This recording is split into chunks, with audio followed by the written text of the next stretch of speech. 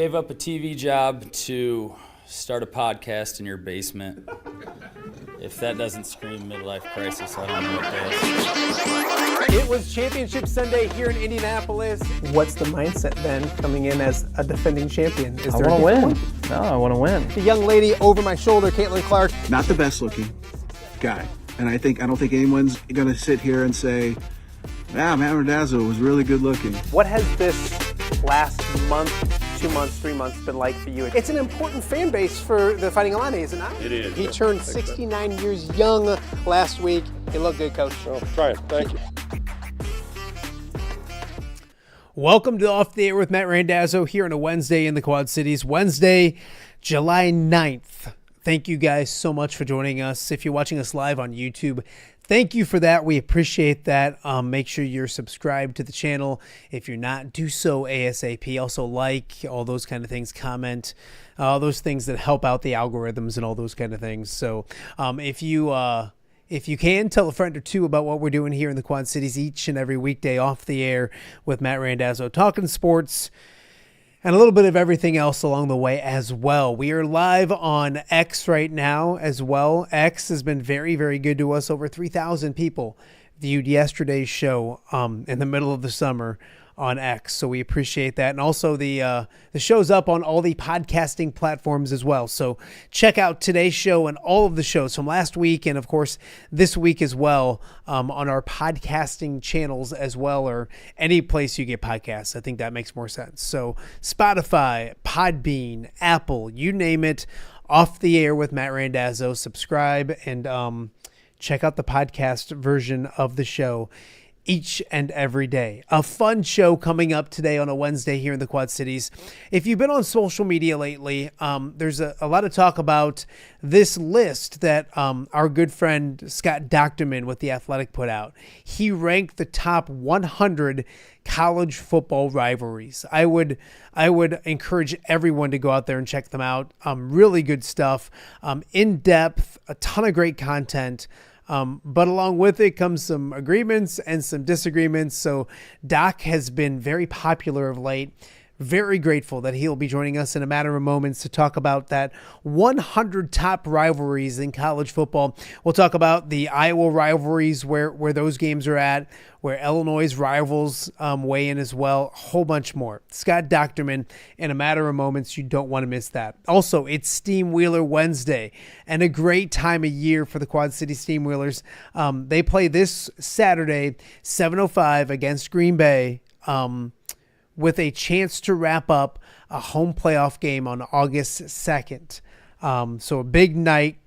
It's also John Deere night. They'll have a halftime concert. They'll have John Deere jerseys and an auction as well. And also, if you're a John Deere employee, I think you got to take your ID thing down to the office. You get in for free. So it should be a great crowd, huge crowd, great game, big game. We'll talk about the Quad City Steamwheelers with our Steamwheeler Wednesday coming up, hopefully in just a little bit as well later on in the show. And then also, we're going to chat with my good friend Greg Armstrong. Greg and I are launching a River Rivals Media network here in the Quad Cities. They're super excited about it. Greg does the View from the West podcast, one of the best podcasts for high school football you're going to find. So a few more announcements with that as well. So we'll have Greg Armstrong coming up later in the show as well. If you missed yesterday's show, Tom Kakert was on. Amanda Hughes, the head softball coach of Pleasant Valley, and Bobby Metcalf, who's covered the Quad Cities for 12, 13 years. He's heading out to Columbus, Ohio. So we went down memory lane with Bobby Metcalf as well. So check out yesterday's show. Monday, Andrew Lehman, fresh off a very, very, very successful John Deere Classic.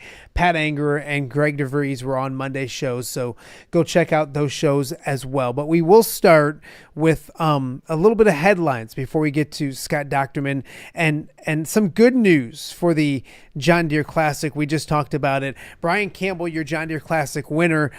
It was just announced a short time ago by CBS. The ratings are out. And the John Deere Classic, the most watched final round of the John Deere Classic in 10 years, averaged 2.675 million viewers, up 28%.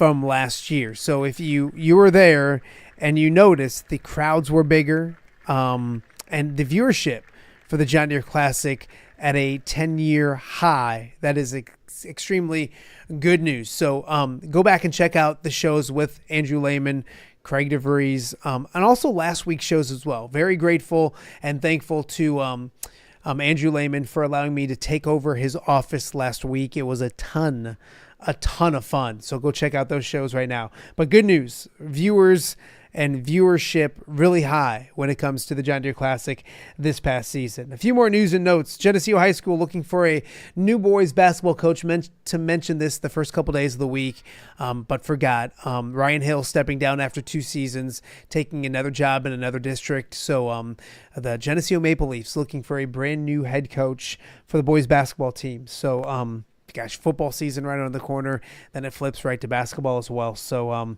the Leafs looking for a new leader of their boys basketball program. Major League Baseball last night, bad night for the Cubs. They fall in Minnesota 8-1. Better news if you're a Cardinal fan or a Brewer fan, both chasing the Cubs.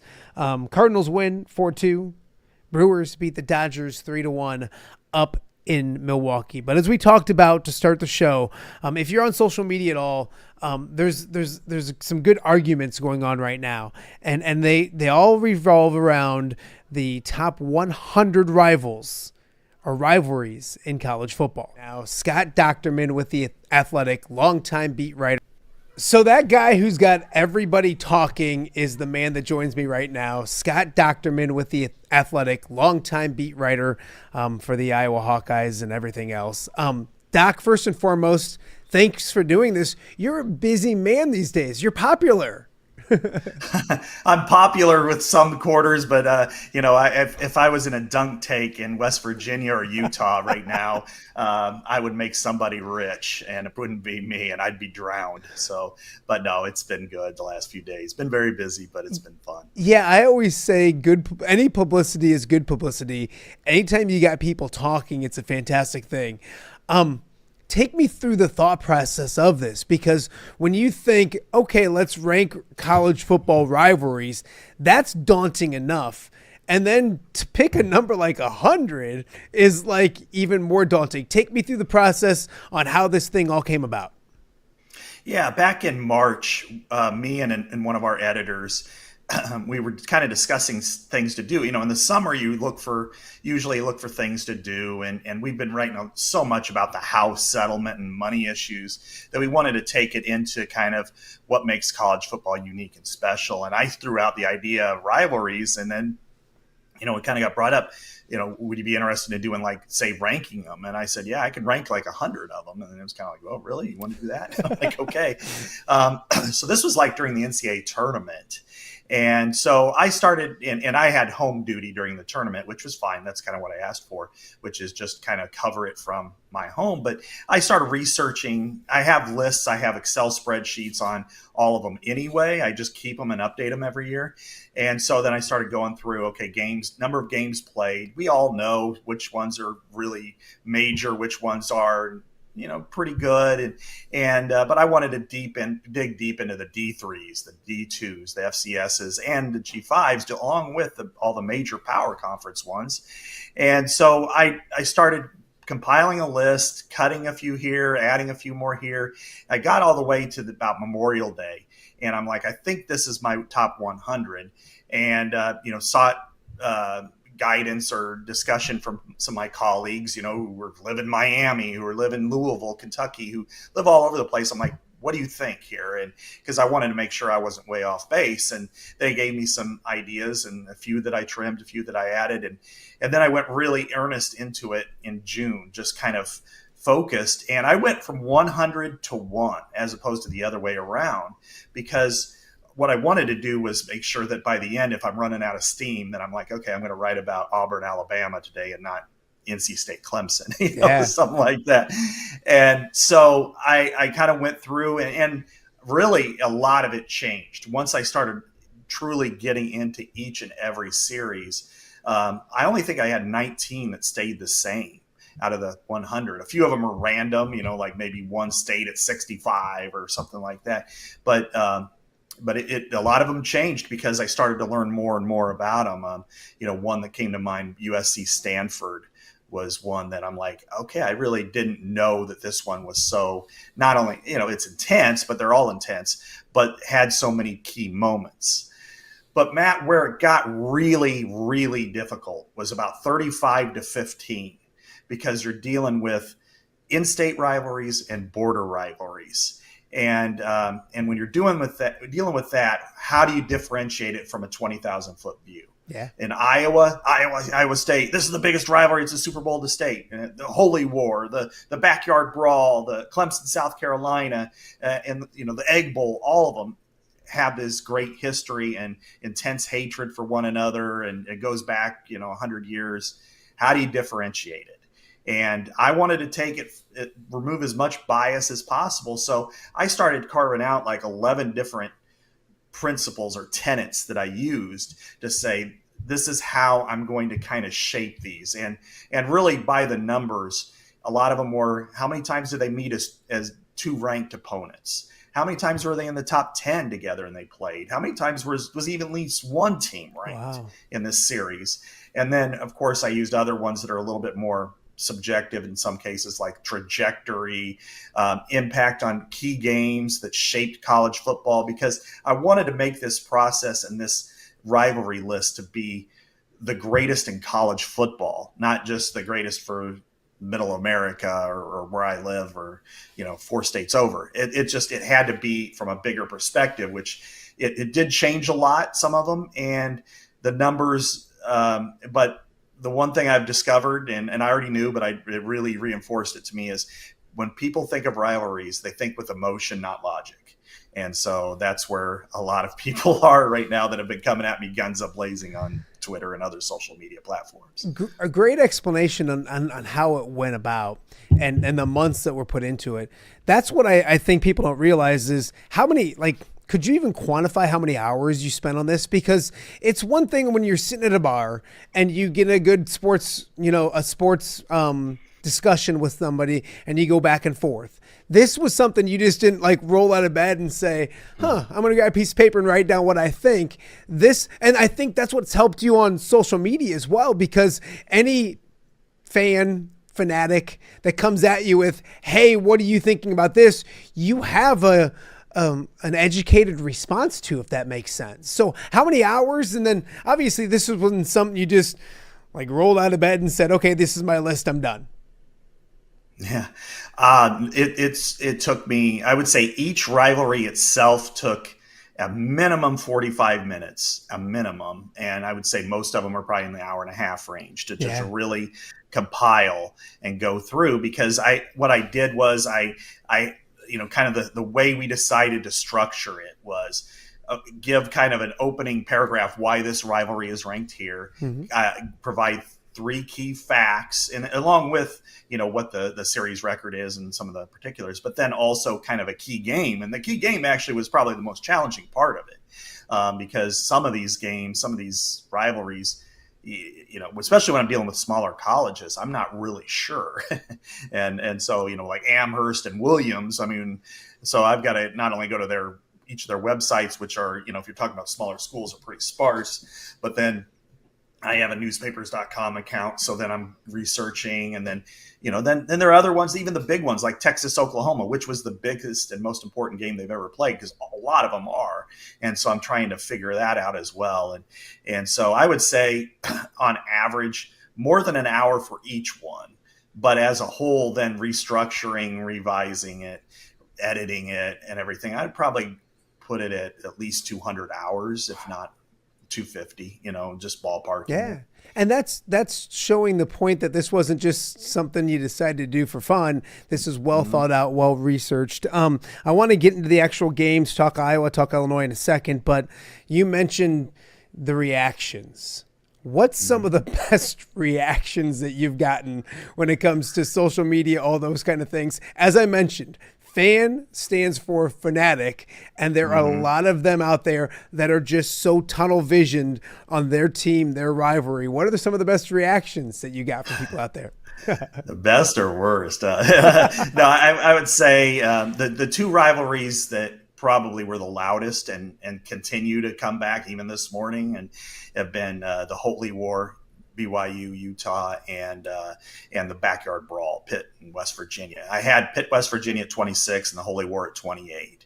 And over and over and over, they've used different types of their arguing points, which none of them are really totally valid. Like, you've never been here, this is so intense and everything. I keep coming back to the point, every single one of these is intense. Yeah. I mean, and I throw in there, I'm like, Clemson, South Carolina, they got in a fight in 2004 that was so bad on the field, both teams said, we're not going to play in a bowl game this year. They both canceled their bowls.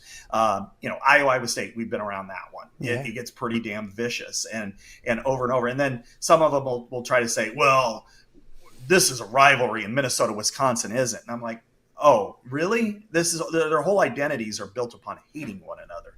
And like that one was probably the one that a lot of people targeted, even the ones with like better teams and whatever. And I'm like, look, they've played the most games in FBS history at 134. The series is tied 63, 63, and 8.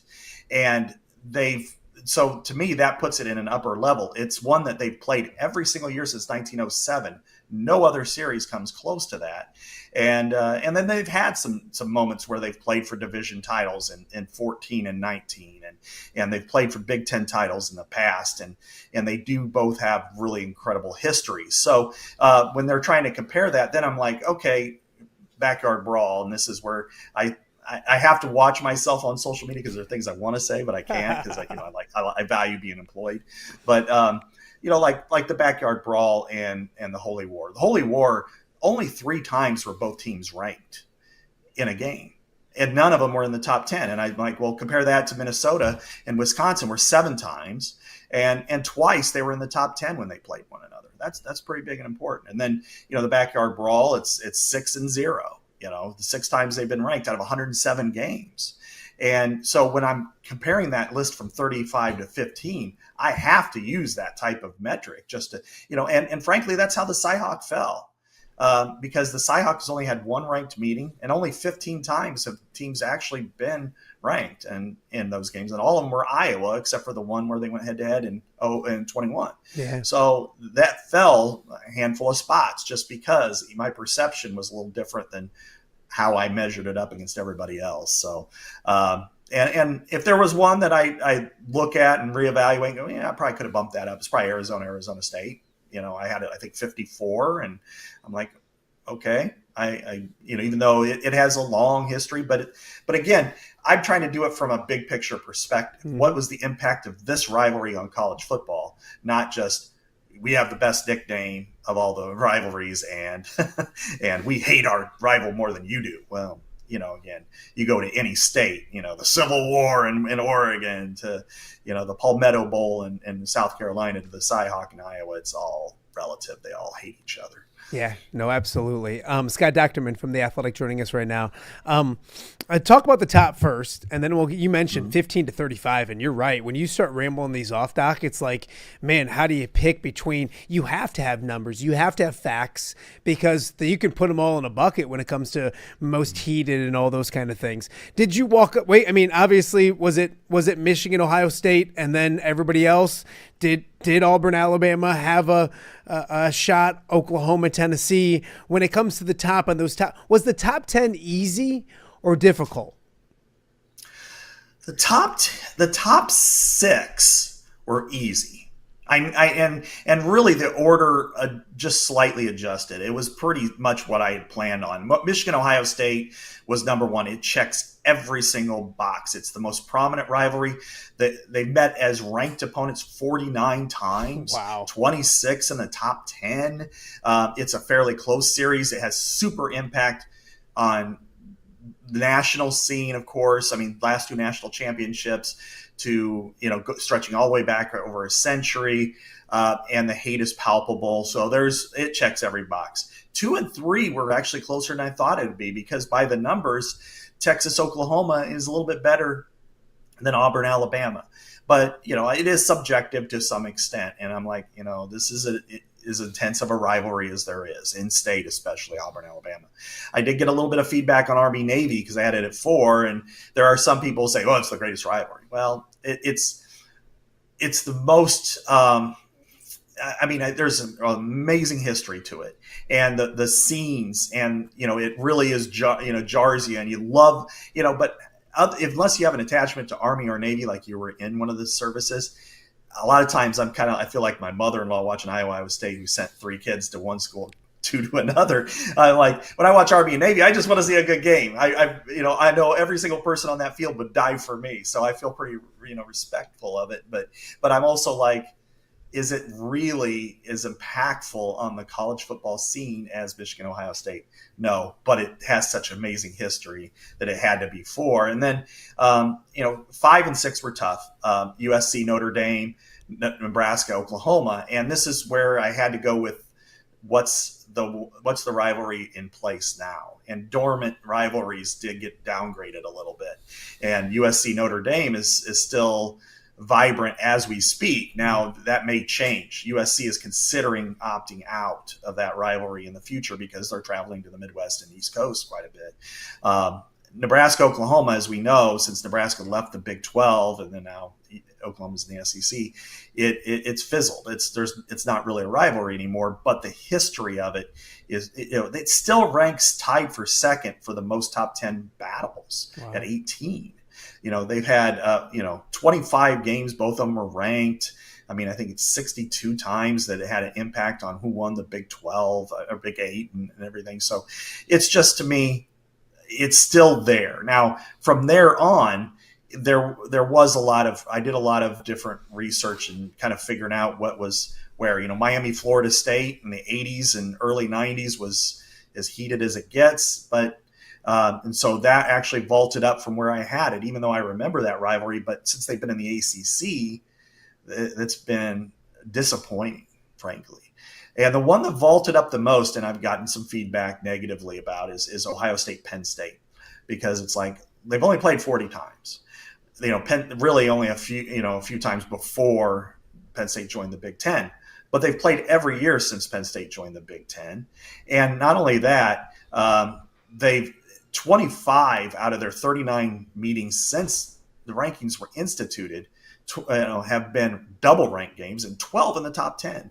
And not only that, it's a really impactful series on the Big Ten, on the national landscape, historically, right now. So that one did vault up past some of the others that have had longer histories and traditions, but it's just been every single game really, really matters.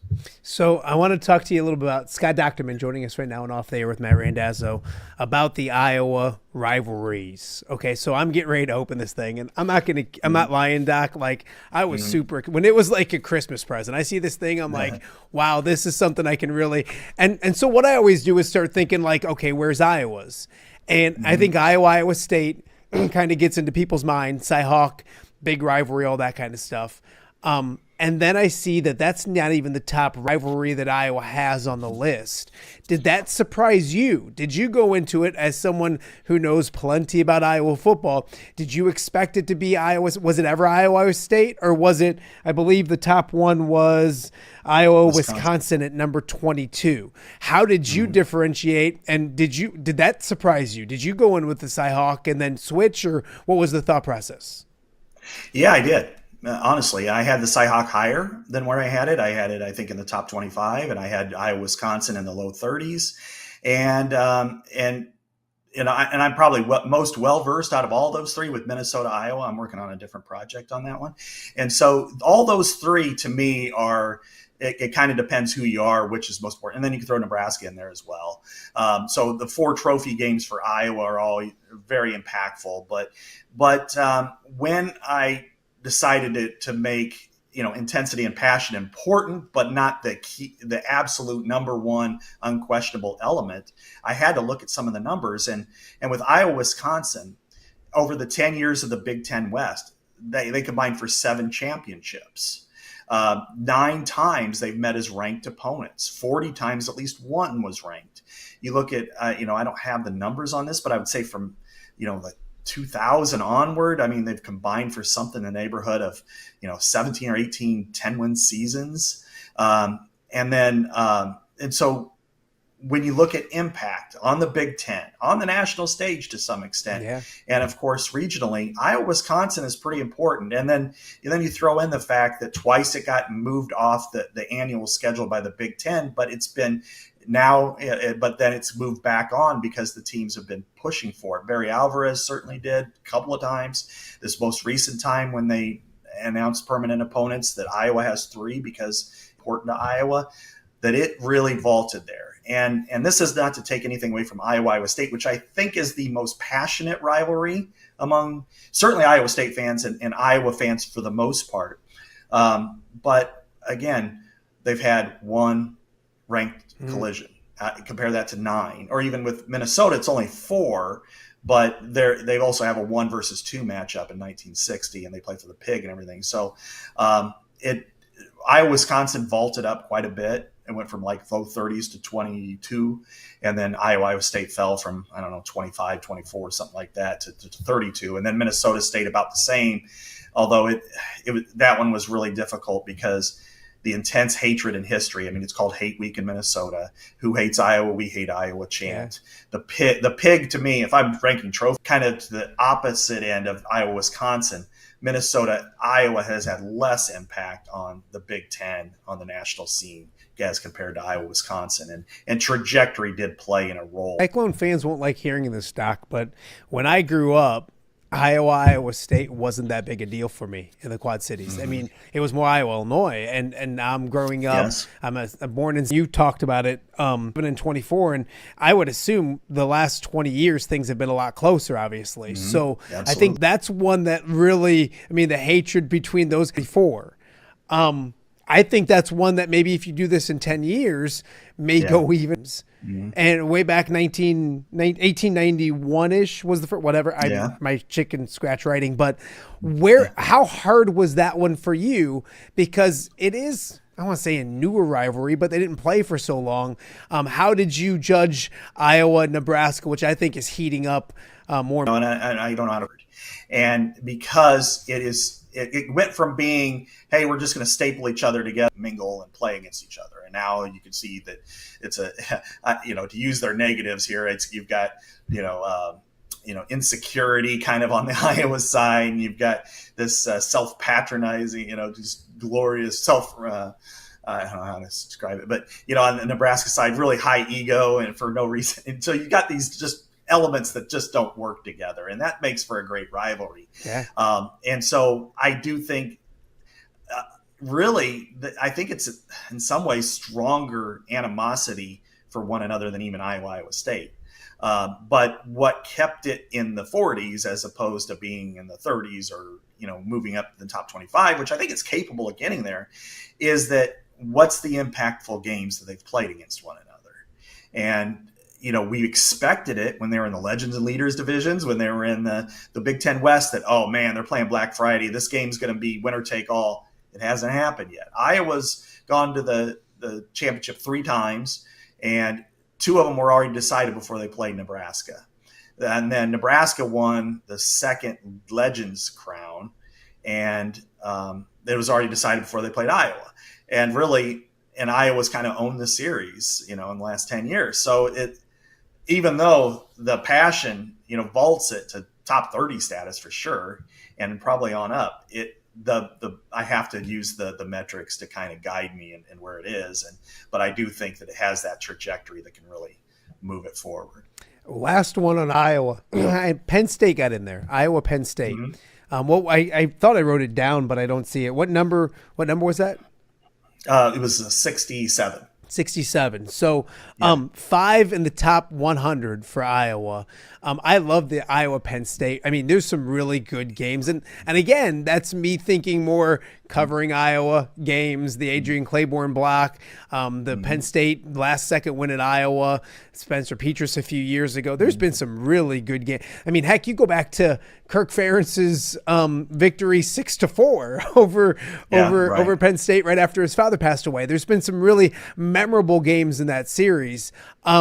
But getting 5 in the top 67, what does that say about Iowa football? I mean, that's impressive that you've got a program that has, we always talk about the trophy games when you're covering Iowa and when you're on the beat, and trophy games are important. But I think it kind of goes to show that rivalries in Iowa football, there's a lot of them, which should say something good about the program. It does. And, this is a program over the last 10 years that ranks 11th in Power 5 victories and 4th among the long-standing Big Ten teams. I mean, Oregon just has like one more win than Iowa. Penn State has like 2 or 3 more wins than Iowa over the last 10 years. So Iowa is a successful program, and Iowa has a lot of really good rivalries and series. And, some of the things that I researched that didn't enter into it, but I mean, they've played 20 plus ranked games against, I think it's 20 against Ohio State. They played 14 double-ranked games against Michigan. Those are numbers that would vault them in there, but it's not really considered a rivalry. And this was one where I didn't have it early, but as I kept going through it, because I was self-conscious about any kind of perceived bias. Hey, you cover Iowa. Iowa shouldn't have this. But that series is too good to leave out. I mean, they were from, the early 2000s, really when Kirk Ferentz took over, to now. It's an organic rivalry. There's no reason for them to be rivals. I mean, they were the geographic outliers for a long time. Then they were, they've never been in the same division. But every time they play, it was fireworks. You talk about 6-4. You talk about, Kirk really getting off the mat in 2000 with an upset over Penn State. And then you look at, Adrian Claiborne. You look at Daniel Murray's kick in 2008. You look at Saquon Barkley's performance. A couple of years ago, as you mentioned, Spencer Petras. You look at the interception at the goal line in 2018. I mean, they've had so many amazing moments in games, and there is a true rivalry element to this series. And they were 3 versus 4 just a couple of years ago. So I think this is one that, again, it's under the radar for sure, but it's one that when I kept restructuring this and kept looking at it, and I'm like, you know what? It's a better rivalry than this. It's a better rivalry than this. On and on and on and on. And I'm like, I got it in the mid 60s, and I'm like, you can make a debate that it's better in Michigan State, Penn State, and I put that a couple spots ahead of it just because of all these key games. I mean, to pick out the best game is almost impossible for Penn State, Iowa, versus almost all but 7 of these games, that they have way better game action. But and then there were a few others that entered the thought process. I didn't really do that with Ohio State or Michigan, just even though you could make that case, but it's just, again, I got to, kind of check myself there. But Northwestern was one that I had like on the top 120, because that one was really, and Illinois was also another one. Now, if I was to do basketball, Illinois, Iowa would be top 25 to me. I think that is it's Iowa's biggest rival, even over Iowa State, and I know Illinois fans feel real similar. So when that series gets going, you can make a case, honestly, that it is the most fire series Iowa has of any of the major sports. Is Iowa-Illinois basketball? It can be, thanks, Bruce Pearl. Yeah, I was going to say, my request is for you to do that. See if that's your next project, because you're exactly right. And a kid that grew up in the Quad Cities, and you're a Quad City-ish kind of kid too. So the rivalry between the two, especially. And so I want a great segue into Illinois, because, and this is going to make a lot of Illinois fans mad, but when I see this come out, I'm like, I don't know if Illinois got a rivalry in the top 100. And they do. But I didn't know, because they're protected. It's not going to be Iowa, Illinois, because, heck, they don't play much anymore. And 2, it wasn't that competitive. You got to start going through years of it was a good game here, it was a good game there. 66-0, Doc, still blast in my head with that series for some reason. So I figured Northwestern. And when we found Northwestern, when you look at Illinois, that's their highest ranked one at 70. And you look at the numbers, I'm shocked that it's as close as it is. I mean, it's crazy. And then I think of Fitz and what he did. I guess with Illinois, were you surprised Illinois was 70 with their first one against Northwestern? I plan to have Illinois Northwestern in it. It is a protected series. They play for a trophy. It's tied with Iowa, Minnesota for the fourth most played rivalry in the Big Ten. So it's one that deserved to be on the list. I wasn't sure where it was going to be, and so I did let the research kind of dictate to how high it was going to be. Same thing kind of with Indiana Purdue, even though the bucket is a really important game to those two schools. But what's the impact? And unfortunately, Illinois Northwestern's had very minimal impact beyond the schools. And in talking to even people who've covered Illinois for a long time, just to kind of make sure I'm on the right track here, they're like, they're kind of our rival, Northwestern, but we don't really view them that way. We're just kind of in the same state. We play every year, and and then there's always they think we're their rival, but we don't think they're all right. That kind of thing. But so you got to take that into consideration. Plus, they've never played as ranked opponents. They've had some important games at times. I think like a 95 but that's when they've had peaks. 95 for Northwestern, 0-1 with Illinois, and I think that year they played on Thanksgiving, which was kind of interesting. But that one, it went to 70, and if I spent more time on it, it could probably fall further. I think 70 was probably the peak that it could have gone. And then the other one did rise, and that was Ohio State, Illinois. I'm surprised by this one. Sell me on it. Yeah. Well, this is the 100th anniversary of the Illabuck. The traveling trophy. That was a turtle. It was a real turtle at first, and then the turtle died, and so they decided to make it one out of wood. But for the longest time, it was supposed to signify that this rivalry was going to last through infinity, like a turtle. And so from 1914 to 2002, they played every single year. And for a while, especially the early 90s was probably the most recent peak, but going back in history, there were more ebbs and flows. It was kind of like with Woody Hayes, Ohio State really took off, and Illinois kind of flatlined, or as a program with, you had Dick Butkus and you had some stuff, but it wasn't like it was in the early 20s. But then when you got to the 90s, and Illinois had some amazing defense, as we know.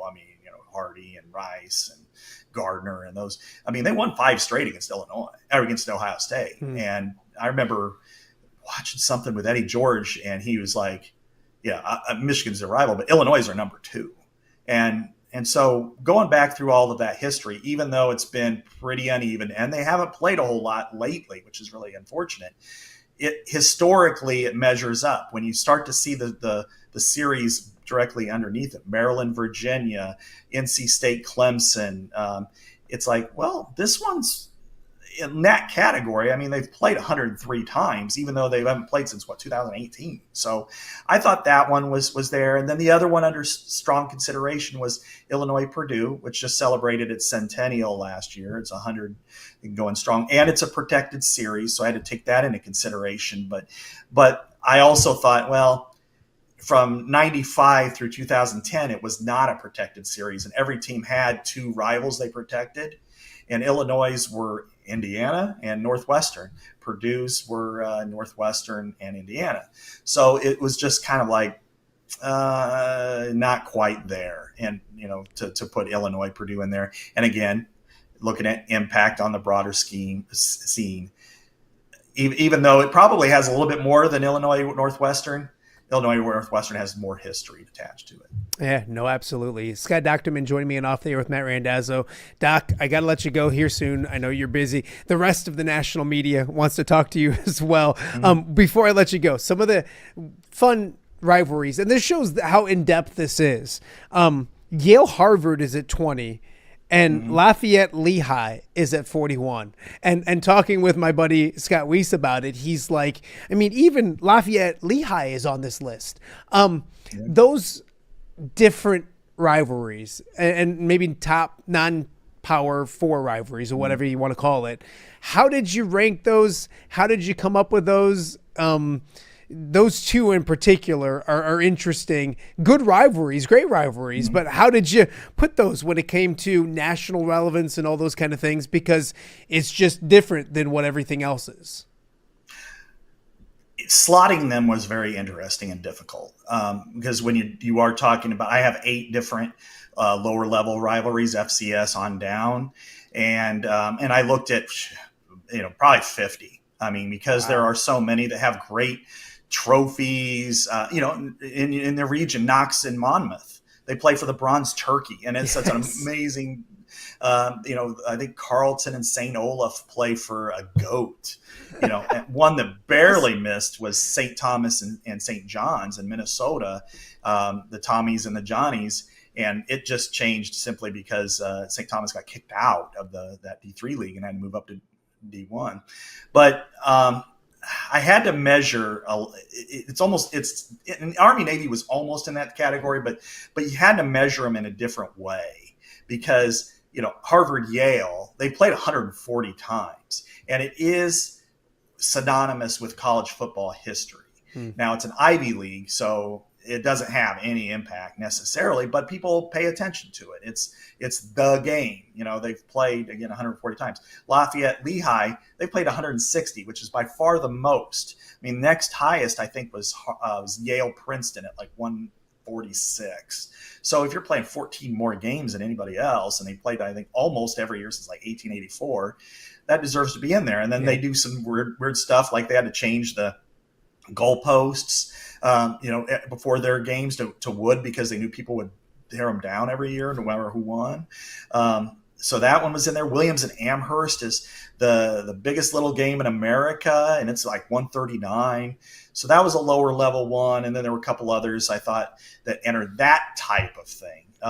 Richmond, William and Mary was kind of the same way.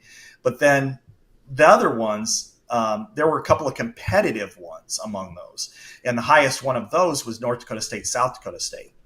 And I thought, them as FCS rivals on the borders, they have a trophy, the Dakota marker, but they've combined for 13 national titles in the last, 15, 16 years. And every time they play, it's important. And so that to me set it apart from the other ones. Montana State was, a little lower than that, but is also in kind of the same, the Brawl of the Wild. It's amazing. And another one in that slight category, I would say, is Wisconsin Whitewater and Mount Union in D3. Because over a 10-year period, they played 8 times for the national title. It doesn't have the history of all these other great rivalries, but rivalries, this is maybe the NFLization of this a little bit. It's like New England and Indianapolis. Nobody cared about that game other than it was just a game until Peyton Manning and Tom Brady started playing. And then they played every year, and it was must-see TV, and you had these great playoff games. And it's kind of the same way here, that I thought that was bigger than even some of the more traditional rivalries. And then I also threw Southern and Grambling out there, the Bayou Classic, because the Battle of the Bands at halftime and the night before is the best thing you've ever seen in your life. It makes the game look small, but it's still a very important game, and 2 of the most successful historically Black colleges and university teams. So it was difficult, and I had a list, like I said, of probably 50 other smaller colleges that I just kind of worked through. I researched. I looked, how many times have they played? What's the score? Do they have any major moments? And they all did, but it was just like I also have to judge them against the major rivalries and major conferences, and they do take precedent. That's just the profile's bigger. Well, Doc, I think you aced it. I don't care what the trolls on social media say. I equate it to when I was younger, I would go to the grocery store with my mom around this time of year, and all the college football magazines were out. And I would beg and beg and get 1, maybe 2, and go home. And it was some of the best parts of my summer. This is the equivalent. It was, if you're a college football junkie or not, go check this out. It's at The Athletic. It's well worth the read. You have plenty to read and decipher. Also, you can see Doc on Legends and Listeners on Iowa Everywhere. So he's all over the place. Can you believe college football season, 52 days away from the start of Iowa football season? So 45 days away from probably week 0 or whatever it is. Are you ready? Yeah, and Farmageddon made the list too. Yes. So yeah, I love Farmageddon. I think it's one of the best series, growing series out there. When I had it at 63, but yeah, I'm excited for the college football season.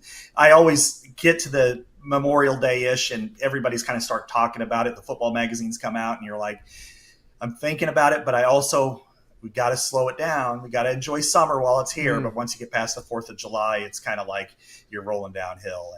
And with Big 12 Media Days going on now, 2 weeks from now is Big 10 Media Days, next week's SEC.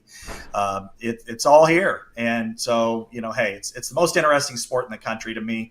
I love the NFL too, but there's so much nuance and history to college football and realignment and everything that you gotta embrace it when it comes. Well, go check out Doc's stuff, and when you get into social media, compliments are okay, right? Like I always tell people, Yes. like everybody wants to compliment, but don't just text them or let them know when you see them. Like go ahead and put it on social media, say, hey, great job. So I loved it. I appreciate the time, Doc, and we'll catch up with you again real soon. All right. Thanks, Matt, for having me on. All right. That is Scott Dochterman from The Athletic. A fantastic piece. The top 100 college football rivalries. Go check it out ASAP. Well, it is Wednesday. It's Steamwheeler Wednesday here in the Quad Cities. We'll have more on the Quad City Steamwheelers and a huge game coming up for them this weekend right after the break on Off the Air with Matt Randazzo. All right. Be honest. Are you craving Hungry Hobo again? You know, that fresh sliced meat piled high on those amazing sandwiches, hot off the grill chicken and steak with all those delicious toppings, the biggest and best selection of baked potatoes, or simply some waffle fries dipped in cheese. Well, now that Quad City favorite is even easier to get. Download the Hungry Hobo app today. Order ahead, skip the line, and earn rewards all at the same time. There's Double Points Monday and exclusive specials as well. With 12 locations in the Quad City area, it's Hungry Hobo. Now even easier to find, but still hard to resist. Rafferty Funeral Home, dedicated to serving families in the Quad Cities since 2007. Hi, welcome. Here, come on in. An experienced staff plans each service to reflect the unique life and legacy of your loved one. Rafferty Funeral Home is proud to serve our community with dignity, respect, and compassion, helping you to celebrate your traditions and lasting memories no matter your faith, culture, or budget. Rafferty Funeral Home in Moline. Call today to discuss prearrangements.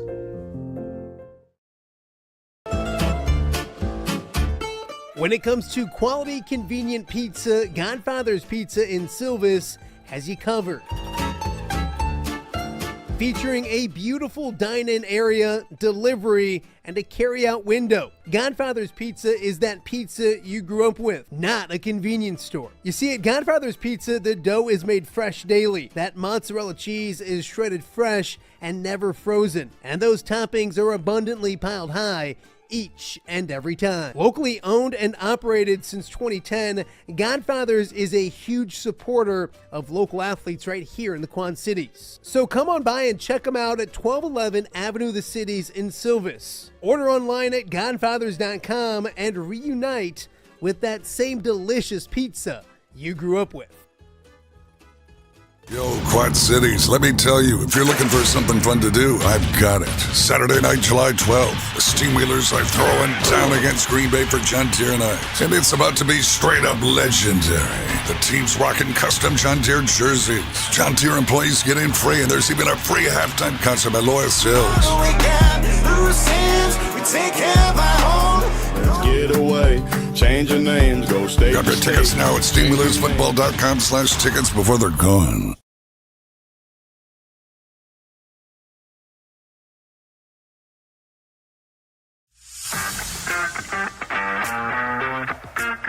Are you looking to take your next party, tailgate, or golf outing to the next level?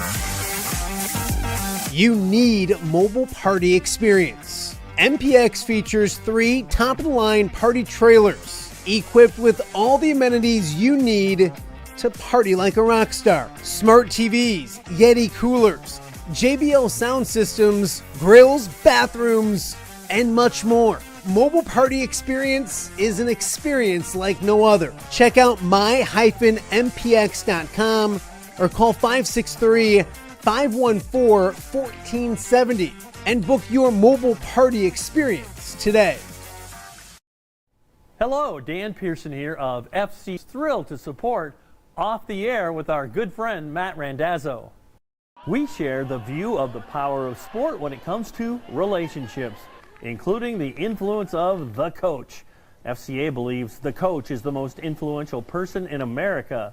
Matt celebrates local coaches and athletes. His content is informational, insightful, and inspirational.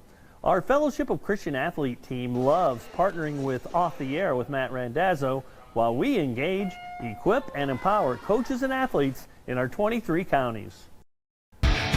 View from the West, the podcast covering Illinois high school football. It's going to be a hard-hitting game. It's going to be great football. Weekly analysis and reaction from around the western side of the state of Illinois. This is the game we had circled when the year started. Follow along on Tribe wherever you listen to podcasts. It's big-time football out there tonight, and I know we can play big-time football. View from the West. We got you covered.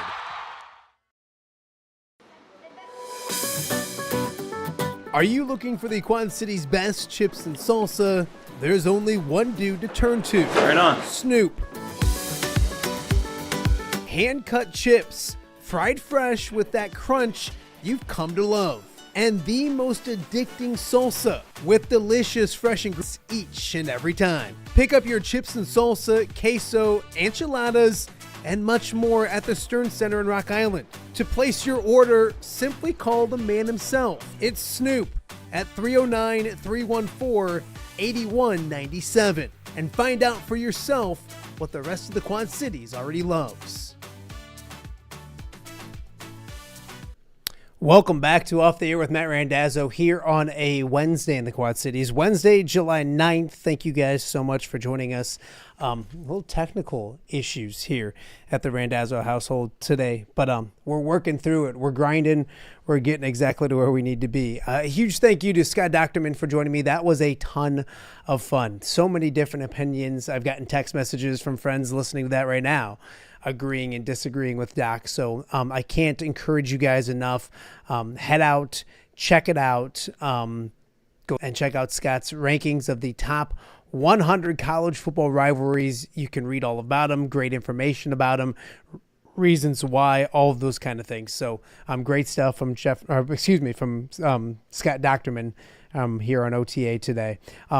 Also, coming up in a little bit, hoping to chat with the Steamwheelers, Chimadunga, their defensive lineman. Quite connect today. We'll definitely catch up. There's 10-3 in the season, taking on Green Bay. One of their 3 losses came to Green Bay, up in Green Bay, and I believe it was 47-25. I mean, they took care of business. The Wheelers weren't healthy that week. We'll see if the Wheelers care. They are healthy right now, coming off a bye week, so hopefully they can turn things around and get a victory over Green Bay. A victory would get them a home playoff game on August 2nd. So all eyes will be on that. Also, there's a concert at halftime.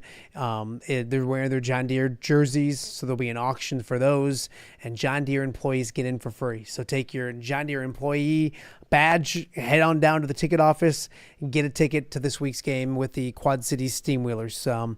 That should be a ton of fun. A few things that have hit before we move to Greg Armstrong here in a little bit.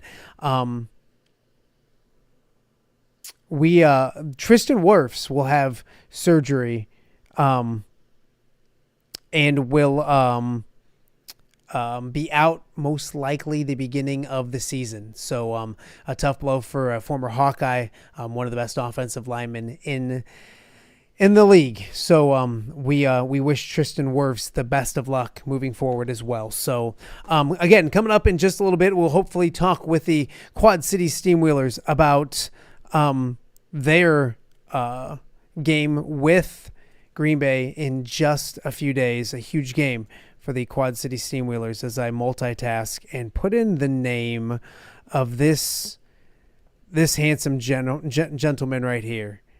Greg Armstrong joins me on Off the Air with Matt Randazzo. Have you ever multitasked but failed at every task you were multitasking? So when I jumped on and I saw you kind of talking your way through whatever the last story was, and I was like, man, he's trying to do a whole lot of things all. Well, I know that Dazzo. Like, yes. When I hear you talk like that, I just know it. Well, yeah, I mean, Scott Dochterman was fantastic to start the show, but during that, we've had some internet issues, which I think are good. So what happens, Greg, is I have too many kids, and they all have to get on every single device that they can find in the morning to cause themselves, to keep themselves from causing trouble. And yeah, that slows things down here. So we are back and running and looking good and all that kind of stuff. And the Wheelers should be on soon, but we don't have to wait for Greg Armstrong. How are you, my friend? I'm good. Let's see. I've already dropped off a kid, picked up a kid, brought one home. Actually, other kids went to grandma's today, so like that frees me up. I'm actually hoping to crank out a lot of podcast stuff today, right? Like get a lot of stuff done. So that's the plan. Doing good. Do we have a countdown to the start of high school football season? I know for Iowa, it's 52 days. So I'm going to -8 from that because I think they start a week earlier, I think. So would it be – no, they probably don't. So probably 51 days? It'll probably be about the same because I think that the Illinois side of the river, if I check a calendar to make sure that I don't screw it up. So like the 20 – Illinois side of the river will start on, I believe, the Friday the 29th. Is that the first high school football games? Oh, so that's a little bit after. Yeah, nope, that's right. That's the same one as same weekend, I should say, as college football. Okay. So, yeah, I mean, 51 days away. Are you ready? I'm getting there. So coaches' preseason forms went out on Monday. So any coaches or athletic directors of high schools on the Illinois side of the river, if you're listening to this, if you haven't seen it, haven't responded yet to the View from the West preseason information form, please find that. If you don't have a link, let us know. We'll get you the link to it. But I always tell everybody, the more information they provide, the better we can promote their program, promote their players. And that's what we want to do. That's what we're here for. So we've gotten, I'd say, almost 20 forms back. So that's a pretty good start. But we got some holes to fill in, some info to get. So. And that's the thing is, like, if you want the coverage, come on now. And what do you mean if you're watching this right now? I mean, I know for a fact Nick Welch, Mike Morrissey, John Schlemmer, they usually have parties. They usually have get-togethers daily to watch the show. Yeah. Yeah. Okay. Well, so Morrissey's off the hook. He's already responded to the form. I have not heard from Schlemmer. I have not heard from Welch, at least at last check, as of 5 or 10 minutes ago. So. Okay, well, I'm gonna jump on that for him. Those two amazing gentlemen both golfed in the Guy Randazzo Memorial Golf Outing. Yeah. So they get a grace period, don't they? I get, like, are they still? You say like they're still like recovering from being in your golf tournament? That might be. They were helping raise money for a great cause, so you got to give them a little bit of a reprieve, if you will. Well, last week you were on, I think it was last week? Yep. 2 weeks ago. No, last week. 2 weeks ago. I don't know. Yes, recently, one of those two. Recently you were on, and we announced we're starting River Rivals Media, a cool network where you can find all of your local sports content and all that kind of stuff. Out of the John Deere Classic, got several people come up to me and excited about it and all those kind of things. It's an exciting thing moving forward, and I've loved the response, Greg. The response that I've gotten from people seem to be excited about a one-stop shop for like all the best, or I don't want to say the best. That's kind of being what we have to offer. I don't know if it's the best. I think it's the best, but what have you heard? Yeah, I think we're going to provide that hyper local coverage of Iowa, of Illinois, you know, on the high school side of things, like my podcast, on the college and university side of things, you're covering them and the high school scene. So I think, we're going to be, you know, a place to turn for not just Quad Cities, but I think kind of the greater, what we'd call the greater Quad Cities area, right? Like obviously people listening who are interested in the University of Illinois, who are listening to University of Iowa, that's going to stretch far into Illinois, far into Iowa. So I think that, we're a place to turn for that local coverage of both high school and college athletics and things like the John Deere Classic. I applaud you. You had that setup looking good there. That was legit, and you did it all by yourself. I'm so proud. Who would have thunk, right? Like you worked with me for years. Like you know me in technology. I'm sweating profusely right now just trying to do this here. But it went really well. I got to give all thanks to Dane Miller. a genius when it comes to technology, teaching me. If you can teach me how to do something, then you should receive like a national award. So huge thanks to him. And it's he's a very easy. patient individual. Yes, he's super patient, which is surprising because I'm not. But yeah, and you can take the show on the road rather easily. I have something planned in August, a couple things planned in August with this show that I'm excited about, holding off announcing until I, check a few more boxes to make sure. But one thing that we can talk about is something we're going to take your show, my show, this little set on the road and kind of kick off the high school football season in style. Tell everyone about what we're planning on doing coming up late in August. Yeah, so Sunday, August 24th. Mark your calendar, 5 o'clock, View from the West, the inaugural, the first time ever, View from the West live kickoff show. We're going to bring in coaches. You and I will be there. We're still trying to talk Mitch into making the road trip. He lives a little bit away. We're trying to get him here. Well, in all honesty, he's in jail right now, and we're trying to get him bailed out before he can come. No, I'm kidding. Can he take his private jet? Oh, I'm sure he can. But anyways, maybe Mitch, but go on. Yes, so you and I will be there. Mitch, we're trying to get there in person. But I've already spoken to some of our, we call our conference insiders. Kyle Kampmeyer from NUICfootball.com does a fantastic job covering not just his conference, but 8-man football and just small school football around the area in general. He's going to be there. I've joined him for his playoff preview show in years past, and he said, hey, I got to return the favor. I got to be there. So he's going to be there. We've talked to several coaches who were very excited. And if you're listening to this, of course, coaches are listening to this. When you're listening to this, make sure to put it on your calendars. Any coaches from our coverage area, you're invited to stop down that afternoon. We'll put you on the show. We'll talk to you about what you expect from your team, what you're looking forward to this season. I'm just really excited to kind of have a place to all gather and kind of have some fun, talk about the upcoming season, and just that live element to all of it. It's one thing to get all the information in a recorded show, but as you know, that live and being out, in the community is really exciting. So it'll be Sunday, August 24th from 5 o'clock. We don't really have an end time. We'll say we'll start at 5 o'clock. It's going to be at the Other Bar in downtown Moline, right on River Drive, a great location down there. So we're really excited, really happy that they had, some space for us. They're going to let us come there, and we're going to have in works talking with Breedlove's Sporting Goods, our sponsor, about having some giveaways, having some things to hand out when you're there, the availability to buy merch when you're there, View from the West merch. So it's going to be a good time. So, any fans, parents, players, coaches, all welcome to stop down. Yeah, I'm excited about it. I'm going to reach out to some of our sponsors and see if we can get some snacks there as well. I have a feeling we can get some snacks there. Obviously, it's the Other Bar, so there'll be beverages to be had. And you're right, just getting ready to kick off. It's a perfect time. It's the Sunday before that first week heading into high school football. We've talked to some coaches as well that plan on making it down. Hopefully, they can bring their staffs as well. I talked to our good friend Jason Foy this morning, Greg, and Jason is on board. So if we want to yell at a referee or an official while there, we could do that, which there's plenty to yell at him about as well. So, and you mentioned penalty flags. So can he bring penalty flags? So if we say something stupid, it's a flag. Well, I don't know if he's got enough flags because I say a lot of stupid stuff.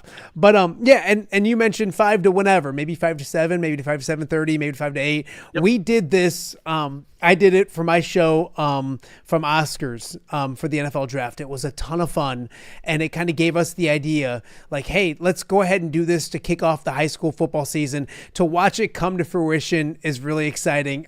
Greg and I talked last night on the phone for a while, and there's so many things we have thought of in the works and all those kind of things. But put it on your calendar. August 24th, the Other Bar, downtown Moline. We'll do a View from the West kickoff party / show extravaganza fun day. We're going to get a good name to it, and we'll start promoting it here on the show each and every day as well. But I think it's a great way to launch what we're getting ready to do this year.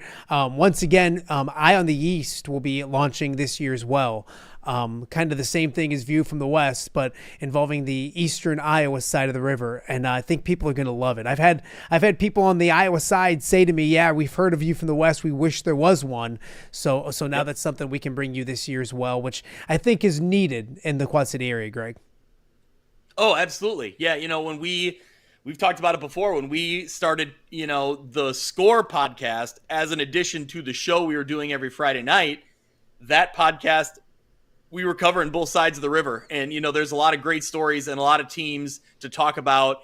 And I've heard it, as same as you have, that, it's a natural complement to what we've already started with View from the West. So, and I think it's great to divide it up into two shows.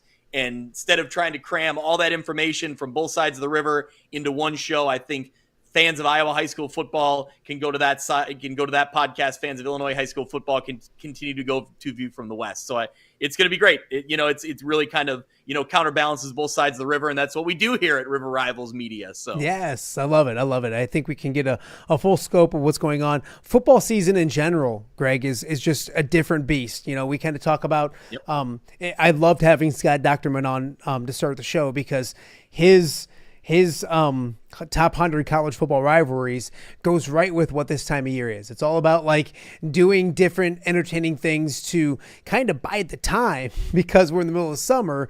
But then when we hit football season, there's no lack of great things. You know what we need to do? Best high school football rivalries in our area. We need to do a show like that.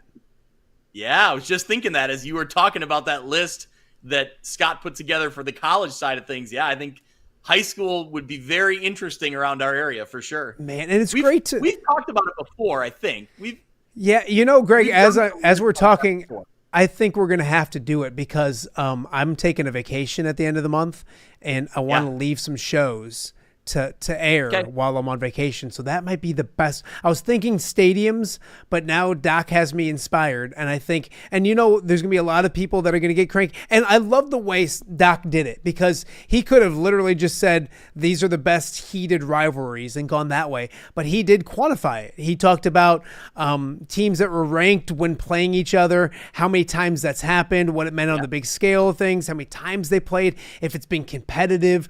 Every rivalry hates each other, but it's not a rivalry. When I used to say when you were at Channel 6, it's not really a rivalry because you never won. I was always winning, so it's not a rivalry. It's funny because years before that, we said the same thing about you. It's true, and that's probably true. But what rivalries would you put near the top? I mean, Rocky Moline hops right out at you, but you know what? Rocky Moline, you're going to make Nick Welch mad right away because you already brought up Rock Island Moline and you're leaving out United Township. I was just about ready to say, but the hatred between Moline and UT, I think there's more of a hatred between Moline and UT. Yeah. Well, in recent years, I think that's kind of become more within the Metro Quad Cities. That's kind of become the game because United Township is up and coming. And if we're being honest, like Rock Island has slipped a little bit. So I think that matchup between, when you talk Moline, East Moline, in United Township, I think, what did Welch say? They never say the name Moline. It's always the school down the street.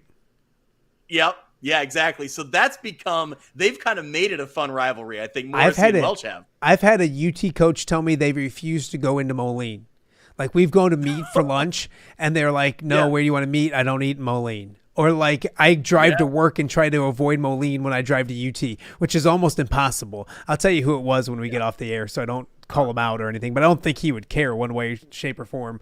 But but like big picture wise though, Greg, and UT won't like to hear that, but that's what probably takes them away from all time rivalries because Rocky Moline's just meant more. Like UT hasn't been competitive enough to have the games mean something. Maybe the hatred's there, but I don't want to say hatred, but the animosity is there. But like maybe the big games aren't there. Yeah.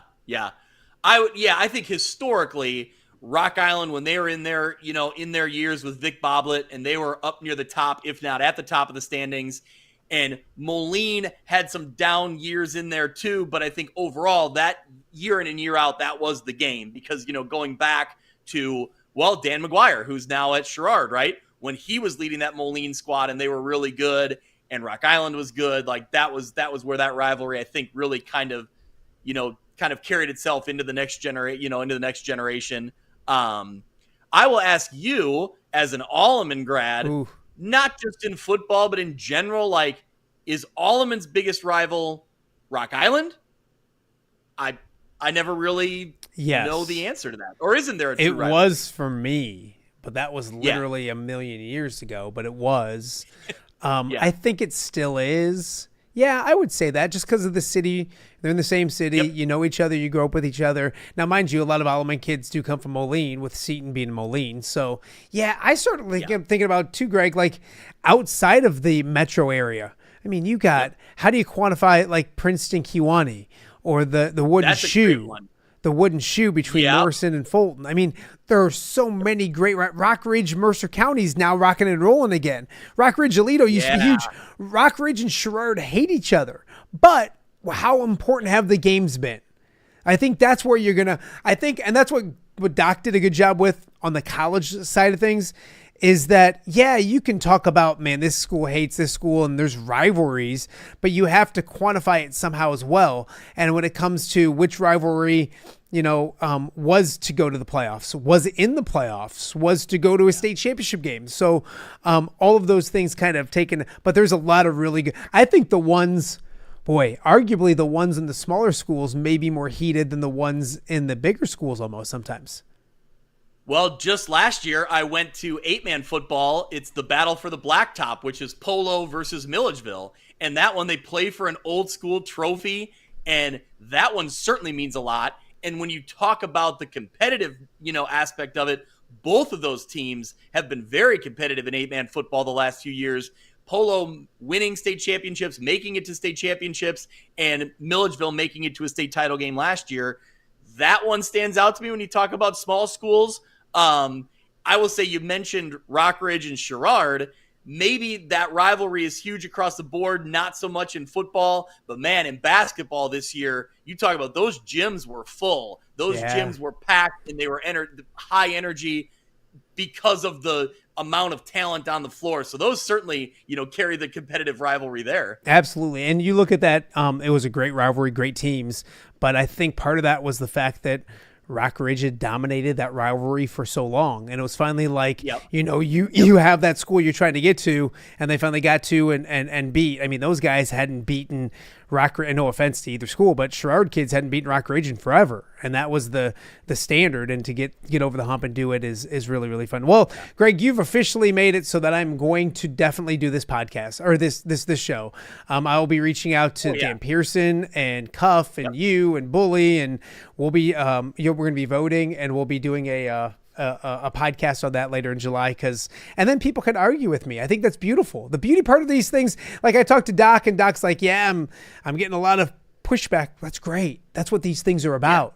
Like whether you like it or don't like it, you're watching it, you're reading it, you're taking it in. I'm already thinking we didn't mention Sterling Geneseo. I'm sure there's other ones we're forgetting, but yes, that I think it's worthy of a show. This is not the show, anybody watching, so don't start complaining yet. Let us do the show and then complain after that. We'll do an Illinois side one. Maybe we'll do an Iowa side one as well, but I'll focus on the Illinois side one maybe on this podcast coming up. So, all right, Greg, well, you got work to do. River Rivals Media, more information coming on that. But again, mark on your calendars, Sunday, August 24th, 5 p.m., the other bar in Moline. We'll talk high school football, have coaches there, have some food, some drinks, kick off the high school football season in style. I can't wait. We'll have more information over the next couple weeks. Yes. Two things real quick. Yes. One, I saw Bobby Metcalf was on the show yesterday. I got to give a shout out to Bobby. To anyone who listened to that, who's listening now, Bobby Metcalf was one of the best guys to walk the sideline with when we were photographers for TV and he was covering for newspapers. A great personality, just a good guy to have, really cared about high school athletics regardless of the sport. Big school, small school, he loved covering local high school athletics, and I really always appreciated that about him. He did a great job covering the area, writing about the area, telling stories. So very happy for him. Wish him luck in Columbus. He's going to do great. And also, any thought to when you go on vacation, let myself and Pat Anger just take over and go live. Maybe even like a remote when you're gone. We just go to Oscars and we. Yes, it has to be a remote. I can't let Pat in the house. We have a restraining order on him. He can't be in a certain area from the house. He keeps coming around at night. Like I'll look in and I'll be like, he's like at the window. And I'm like, what are you doing? And so it's a little awkward. But I was thinking Brian Stocking. Like I was thinking just handing the key to the castle, the whole place. He could house sit and he could do the show. I'm just envisioning Pat Anger and myself at Oscars taking shots before we go on the air, which is what happened last time. So, yes. Yes. Talk about terrible.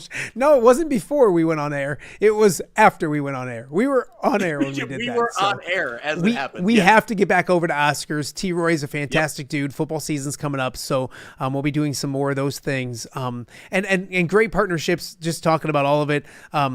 Mobile Party Experience. Going to do some fun tailgating stuff with him as we get ready with the high school football season and the football season in general as well. So, gosh, Greg, so much to get to. It's a great time of year.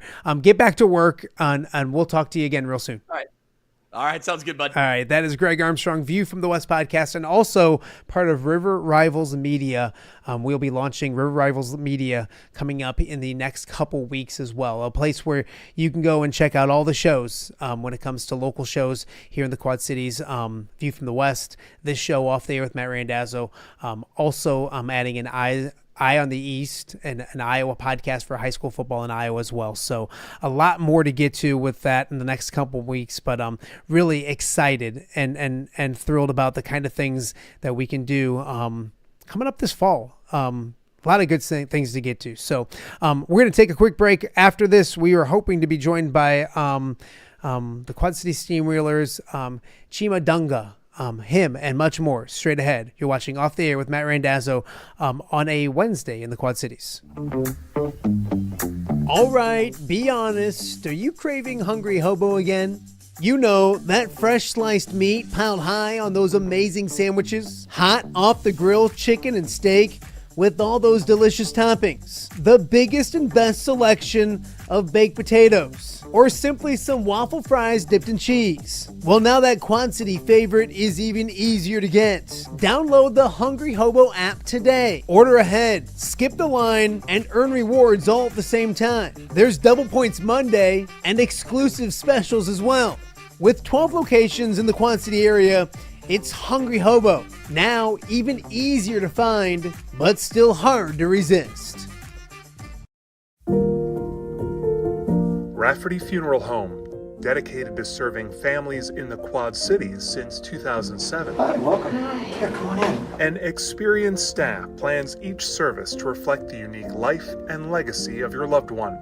Rafferty Funeral Home is proud to serve our community with dignity, respect, and compassion, helping you to celebrate your traditions and lasting memories no matter your faith, culture, or budget. Rafferty Funeral Home in Moline. Call today to discuss prearrangements.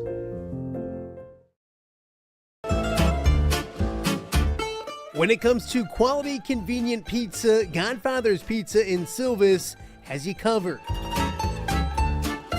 Featuring a beautiful dine-in area, delivery, and a carry-out window. Godfather's Pizza is that pizza you grew up with, not a convenience store. You see, at Godfather's Pizza, the dough is made fresh daily. That mozzarella cheese is shredded fresh and never frozen. And those toppings are abundantly piled high each and every time. Locally owned and operated since 2010, Godfather's is a huge supporter of local athletes right here in the Quad Cities. So come on by and check them out at 1211 Avenue of the Cities in Silvis. Order online at godfathers.com and reunite with that same delicious pizza you grew up with.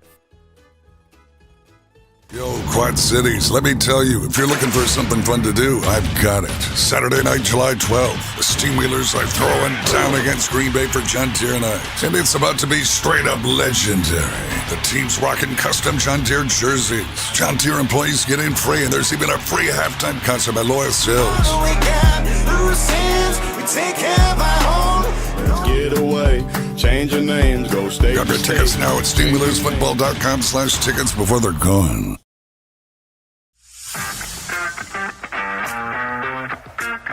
Are you looking to take your next party, tailgate, or golf outing to the next level? You need mobile party experience. MPX features 3 top-of-the-line party trailers equipped with all the amenities you need to party like a rock star. Smart TVs, Yeti coolers, JBL sound systems, grills, bathrooms, and much more. Mobile party experience is an experience like no other. Check out my-mpx.com or call 563-514-1470 and book your mobile party experience today.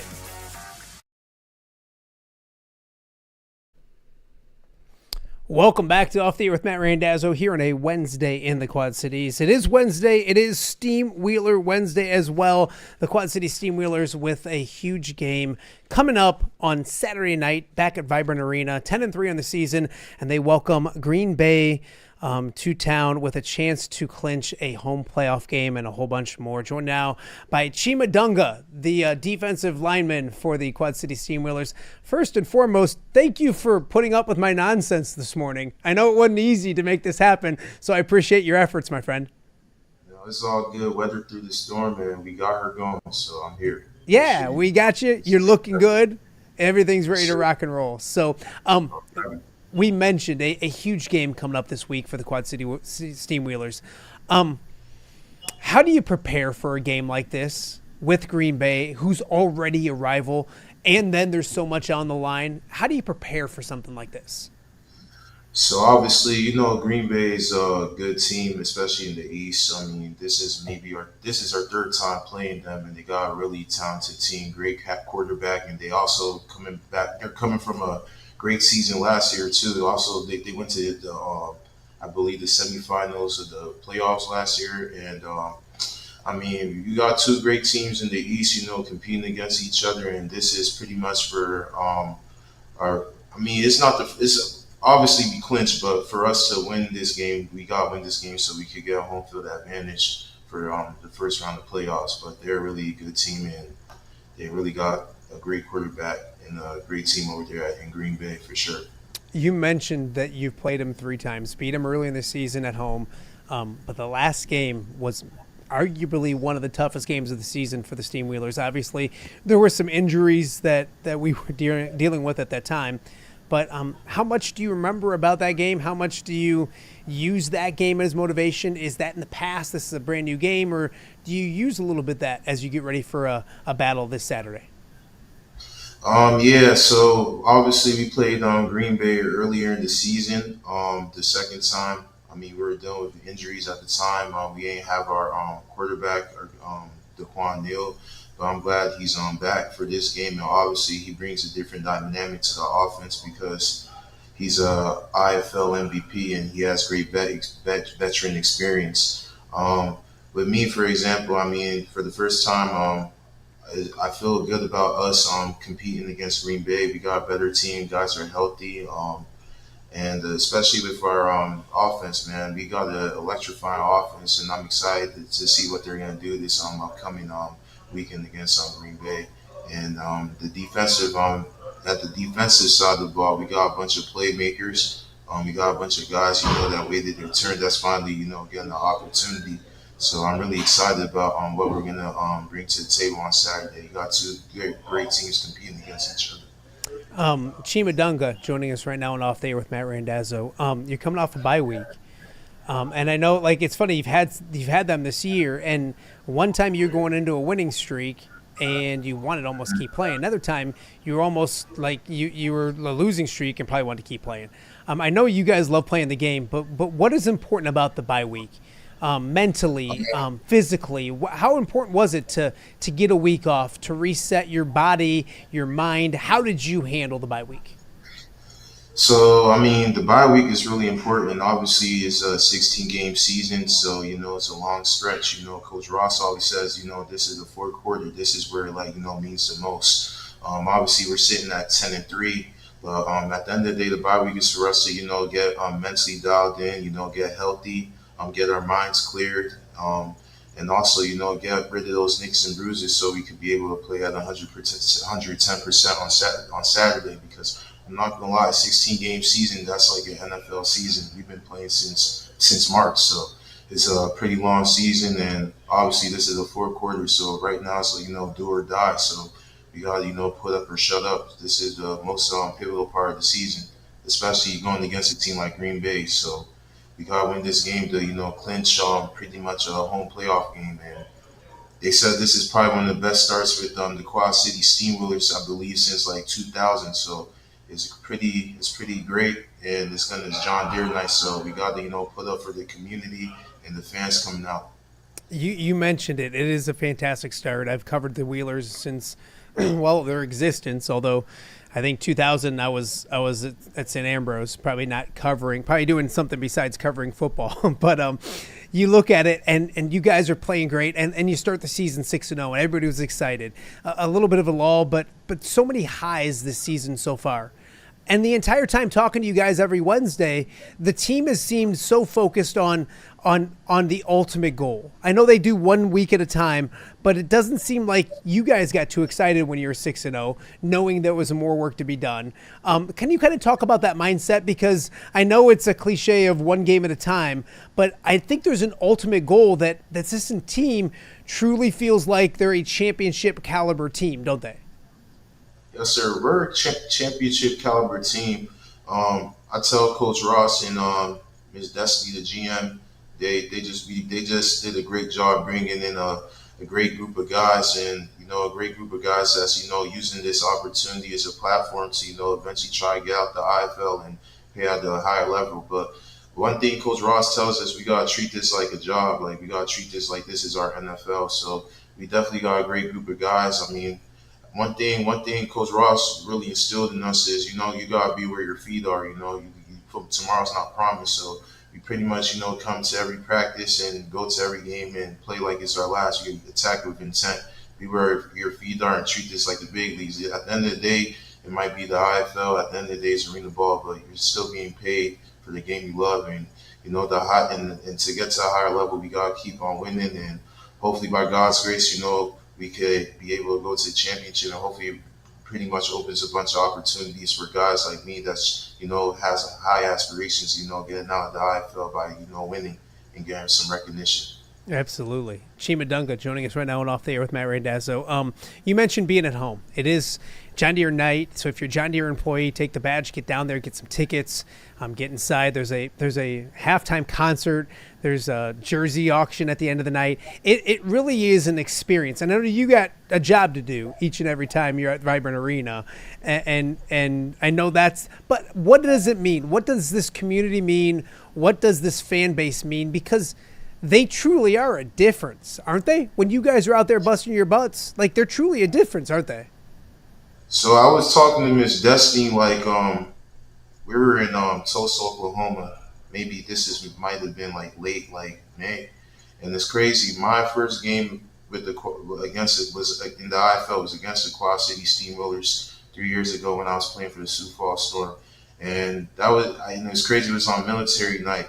Last week we actually had military night as well, and I'm like looking at this atmosphere, and I'm like, man, this is a great atmosphere, man. They got a great fan base, and they actually, like, you're in small little town Iowa. They actually, take football serious here, and they take pride they take pride in the Quad City Steamwheelers. And it's just crazy the amount of fans that would message me on Facebook, add me on Instagram, and they're like, man, Chima, you're one hell of a player. What would it take for you to take a picture with us after the games, sign on my ball, and take a picture of my kids? So the support system here in the Quad Cities is insane, and I just love it. We got a great fan base, and like I said, man, to make these people proud, we gotta give them what they want. We gotta give them what they pay for. Come to compete at a high level. Get these Green Bay Blizzard out here, these little snow flurries. Yeah, it's too hot in July to be having any blizzard here in the Quad Cities. I want to talk to you about yourself before I let you go. A New Jersey kid, yes, is that right? Yes, sir. So being a Jersey boy here in the Midwest, your thoughts of the Midwest, what the Quad Cities is, the community around it. You've seen to found some pretty nice footing here in the Quad Cities. Your thoughts on the QC? So obviously, I played at Morgan State University in in Baltimore, Maryland, and then in 2021, I ended up transferring to a small powerhouse Division II program called University of Central Missouri. So, I pretty much was accustomed to the Midwest after, attending school there for like a year and a half. And, and I played at Sioux Falls, that's the Midwest too, but out there in South Dakota, it gets pretty cold out there. And I had the opportunity, and it's crazy, I had a little brief stint with Green Bay back in 23 after I was released from the Storm. The Storm actually went to the ship that year. I don't really mention about that. Yeah, I'm accustomed to the Midwest. Obviously, I coach here at St. Ambrose too. I want to shout out Coach Vince Phillip, head coach here at St. Ambrose, giving me the opportunity, play football at a high level and be able to coach and get some coaching experience. And, I'm busy, but, I love playing ball and, I'm still young. So you got to chase it while you can. No, absolutely. I saw the B representing on your chest. I'm an Ambrose grad myself, so love the SAU vibe that you're giving right now. A few fun questions for you before we let you go. Yes, sir. Are you superstitious when it comes to sports with football? And if so, what are the weird superstitions you might have? So I'm not gonna say I'm superstitious, but like I don't feel complete. So whenever we play, I always got to have my Philippians 4:13. I can do all things through Christ who strengthens me on my tape, on my wrist, and then I got like a towel I've been wearing beginning of the season. It says "Built to Last," and it says Philippians 4:13 on there. So like without that verse, man, I don't feel complete going into a football game. But that's something I always got to have so I can play at my best and play at 110%. So that's one thing that I've been doing since college to now, and it's been working for me. And I've been making plays with that Bible verse and doing my job. I love it. With your time here with the Wheelers and at St. Ambrose, where's the places to eat? Where have you fell in love in the Quad Cities? If you want to pig out someday and go get your favorite, what's the pick to click food wise in the Quad Cities? My first time coming out here, my teammate Malik Duncan, number 17, plays safety for us.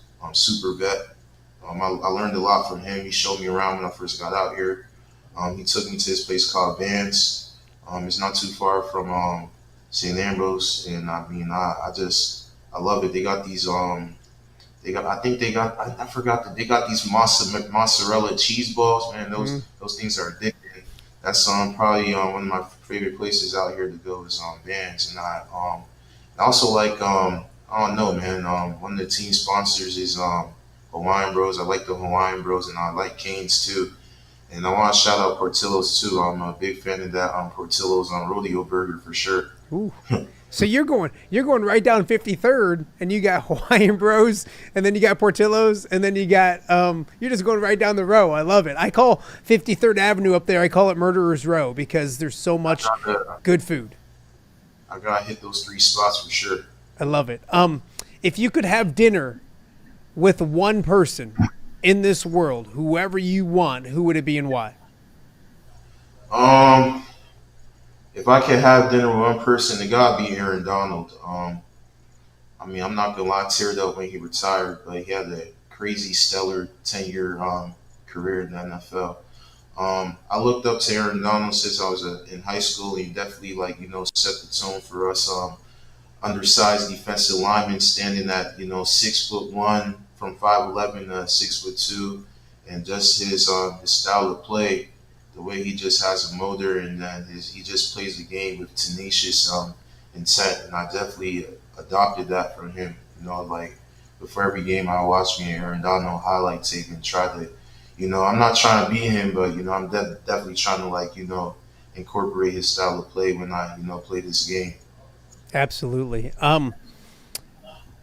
Give people the pitch. Give people the reason that are watching and they got nothing to do on Saturday. Why should they get down to Vibrant Arena, and why should they come check out one of the best teams, if not the best team in the IFL? One thing I can say about the Quad City Steamwheelers, you got a hungry group of guys, especially on this 25-man roster. You got guys from all levels of football. We got guys from P5. We got guys from NAIA, Division II ball, D1AA, Division III. You got a group of guys that hungry to play football, play at the next level. And obviously, we run the East. We're fighting for this #1 seed. We're fighting for a home playoff advantage. We're going to clinch for sure. And best believe we're going to be in the chip. What's the chip? August 23rd. We're going to be in Tucson, Arizona. And I'm telling you, man, we got a great group of guys, and we got a bunch of talented guys on the team. If you're not doing nothing on Saturday, hey, you might as well pull out the Vibrant Arena and watch us put up a show. Yeah, I absolutely love it. Green Bay this Saturday, 7:05 start. Tons to get to down at the Vibrant Arena. And if you're a John Deere employee, get down there. It's free. Tickets are free. Get down there, check it out. Then you get a quick trip to Des Moines to kick their ass, and then you come back for one more game before you have hopefully a home playoff game waiting. So, Chima, I appreciate it. It's crazy. That last game of the season is actually against my former team, the Tulsa Oilers. I played for them last season. You don't have that game circled on your calendar, do you? I mean, the way I look at it now, I mean, I do have it circled on my calendar for sure, but, every game I step into, I mean business. So, I mean, hey, excuse my language. I go with this one term called belt to ass, BTA, belt to ass energy. So, hey, just bring it. Yeah, I love it. I love it. Well, tell those guys over at St. Ambrose I said hello. I can't wait for their football season to start right around the corner. Sure. But first things first, right? You got to win yourself a championship before you start working about coaching. So, Chima, I appreciate the effort because I don't think people out there know the effort that you put in to make this technology thing work as well. So I appreciate you. Stay healthy. Kick some butt on Saturday, and we'll talk to you guys again real soon. Yes, sir. Appreciate you for having me, Mr. Matt. All right. Chima Dunga, the defensive lineman for the Quad City Steamwheelers, also an assistant coach over at SAU. Love to see that as well. Again, get down to Vibrant Arena this Saturday. Tickets are available. If you're a John Deere employee, you can get in for free. Just bring your ID badge and head on down and get some tickets. There's a concert at halftime, and then there is a jersey auction. They have their John Deere jerseys this week as well. So everyone will be heading down there. Get down there, check out the best team in the IFL. Watch them clinch a home playoff game, and then the fun will continue after a trip to Iowa. They're back at home for the home finale, and then hopefully some playoff games as well. So we will be locked in with the Wheelers, a proud sponsor, a proud partner of Off the Air. Love doing Steamwheeler Wednesdays, and I don't want to take full credit, but since we started this thing, a lot of winning has come their way. So we got one more quick break. We'll wrap up today's OTA right after this. Yo, Quad Cities, let me tell you, if you're looking for something fun to do, I've got it. Saturday night, July 12th, the Steamwheelers are throwing down against Green Bay for John Deere night. And it's about to be straight up legendary. The team's rocking custom John Deere jerseys. John Deere employees get in free, and there's even a free halftime concert by Loyal Sills. Let's get away. Change your names, go state. Grab your tickets now at SteamwheelersFootball.com/tickets before they're gone.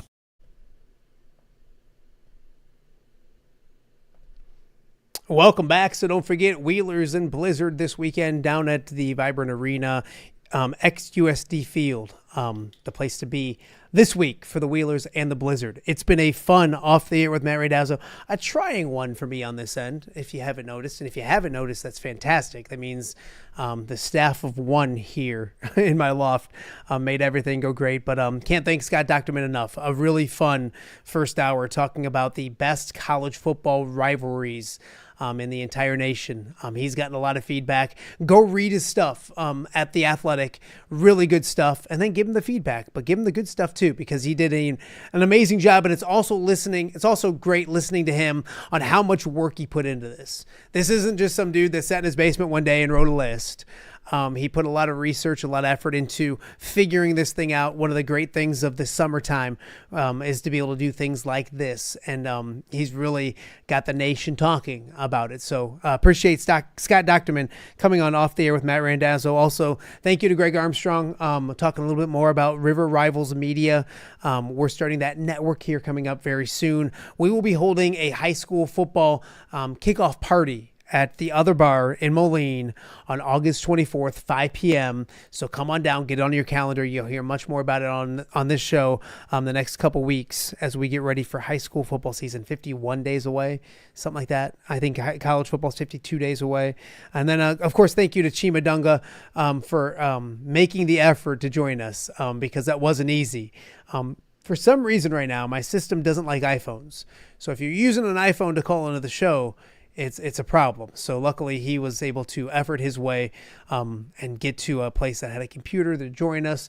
And Greg was there to be flexible as always and join us as well. So if you missed any of the shows throughout the week, Monday, Andrew Lehman, Pat Angerer, Craig DeVries, yesterday, Tom Kakert, Amanda Hughes, and Bobby Metcalf. Tomorrow on the show, really, really excited to be joined by Alex Tanney, former Monmouth quarterback, right now the passing game coordinator for the Indianapolis Colts. He's holding a camp this weekend down in Monmouth. We'll talk to him about that, his professional coaching career, all those kind of things. The trick shot quarterback, if anybody remembers that from Monmouth, will join us on the show tomorrow. We still need to catch up with Kyle Huseman this week because the Iowa women had availability and Iowa football team had availability this morning. So we'll have some more talk about the Iowa football team as well. Also efforting Colton Sigel sometime this week as well. A few other things. So make sure you keep it locked right here on Off the Air with Matt Randazzo. We'll be back tomorrow for another show, but this has been a Wednesday edition of Off the Air with Matt Randazzo. Thank you for watching. And of course, as always, thank you to our fantastic sponsors for allowing us to do this show each and every day right here in the Quad Cities. Have a great Wednesday. We'll see you back here tomorrow.